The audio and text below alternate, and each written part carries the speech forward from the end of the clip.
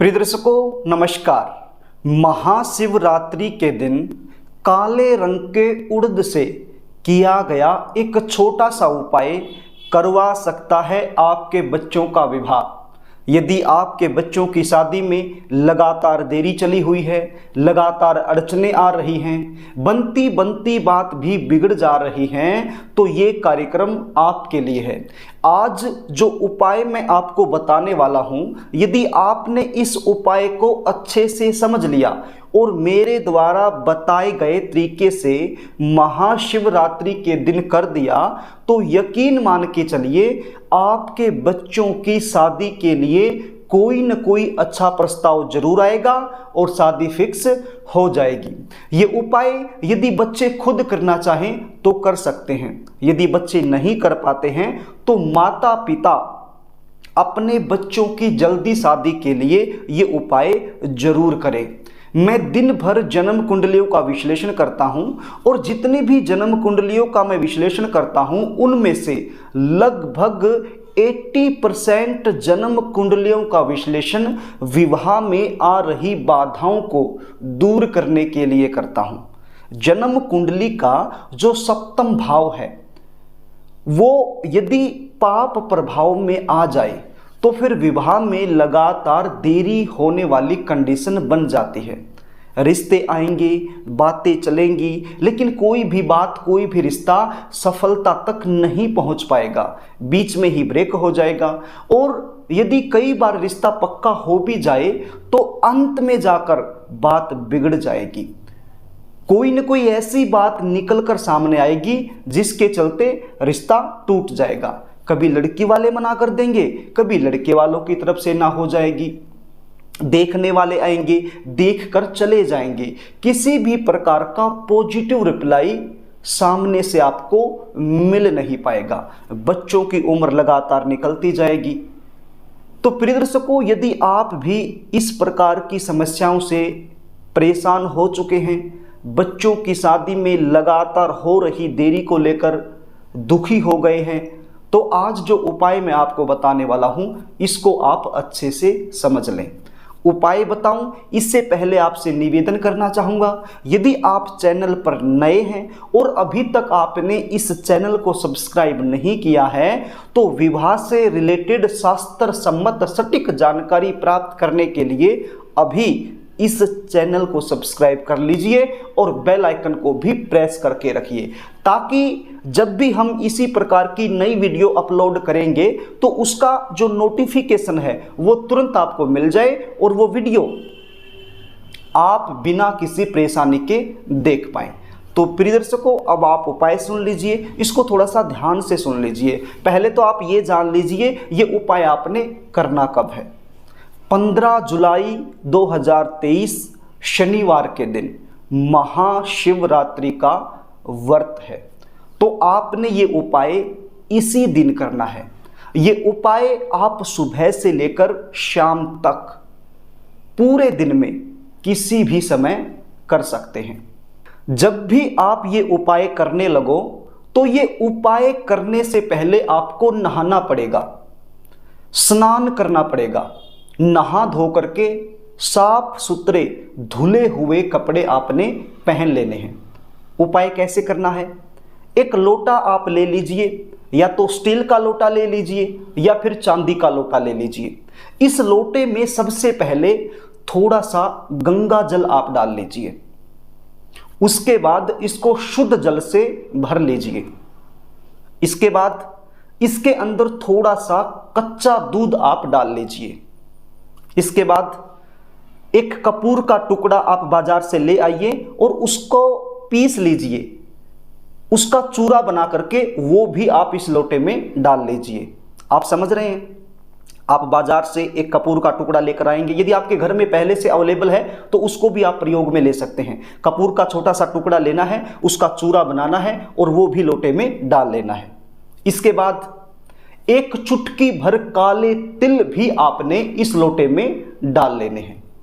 इसके बाद आपने काले रंग के उड़द इस लोटे में डालने हैं।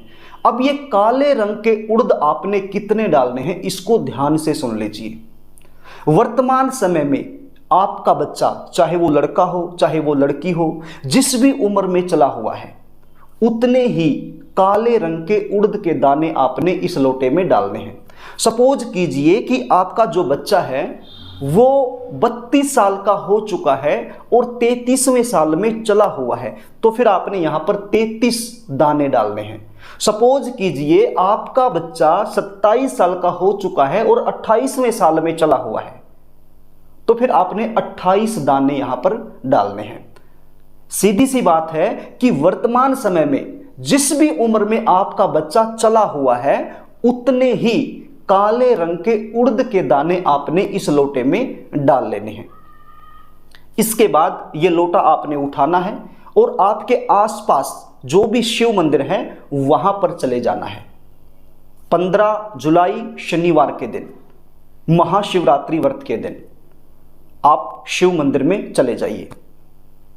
शिव मंदिर में जाकर के शिवलिंग के पास बैठ करके सबसे पहले हाथ जोड़ करके गणपति जी का ध्यान कीजिए कि हे गणपति जी महाराज, मैं अपने बेटा या फिर अपनी बेटी के लिए जल्दी शादी होने का ये उपाय करने जा रही हूं या करने जा रहा हूं।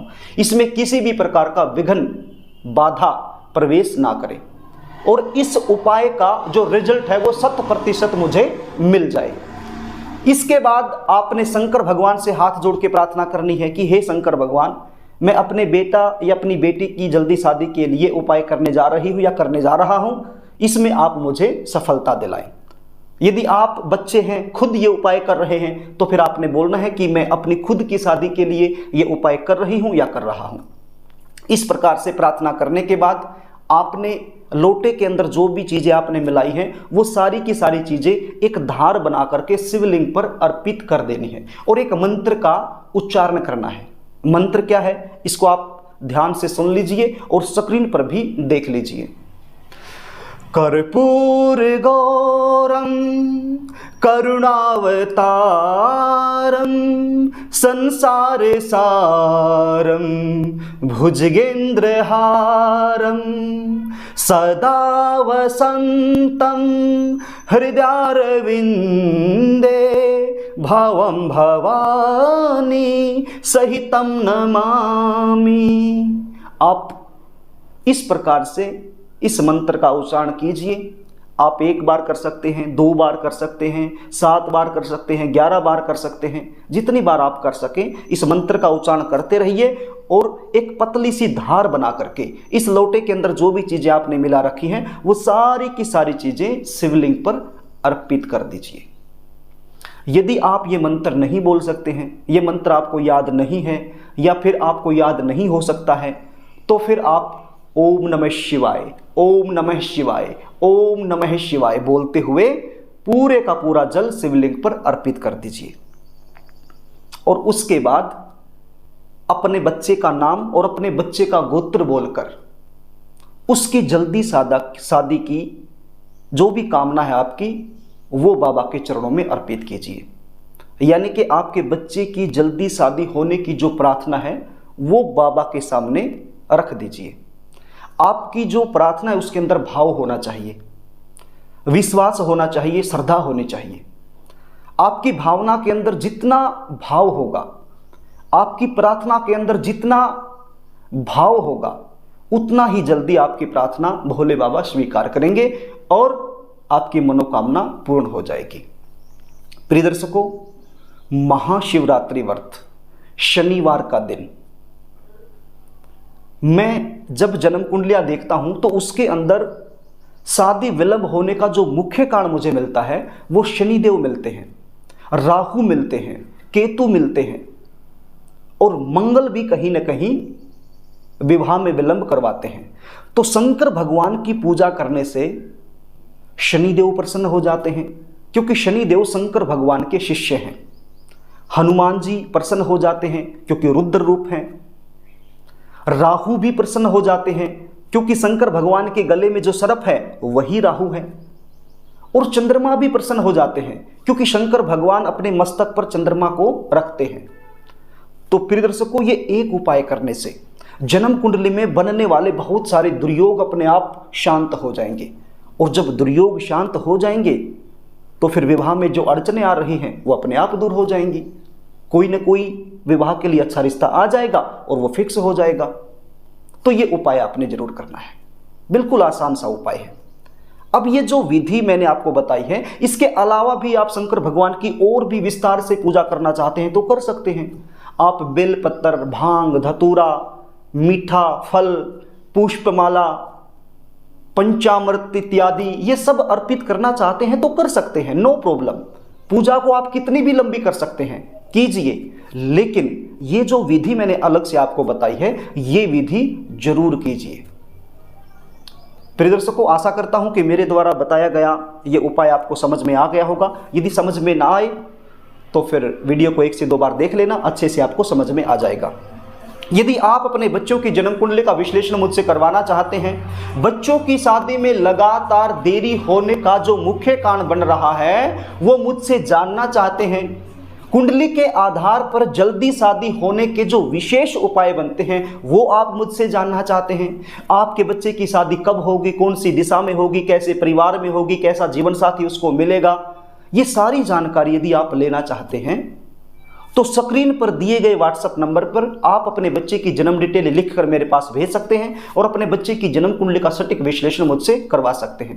जन्म कुंडली विश्लेषण की हमारी फीस होती है, वो आपको पे करनी होती है, उसके बाद आपको पूरी जानकारी दे दी जाती है। तो प्रिय दर्शकों, यदि आपको कार्यक्रम अच्छा लगे तो इसको वीडियो को लाइक कर देना, इसको शेयर भी कर देना ताकि आप पुण्य के भागीदार बन सके। और कमेंट बॉक्स में जय भोलेनाथ जरूर लिखना। और यदि आप मुझसे लगातार जुड़े रहना चाहते हैं, आपको हमारे कार्यक्रम अच्छे लगते हैं, आपको कुछ लाभ मिलता है, तो फिर इस चैनल को सब्सक्राइब करके जरूर रख लेना। आज के लिए बस इतना ही, आगे फिर मिलेंगे, तब तक के लिए नमस्कार।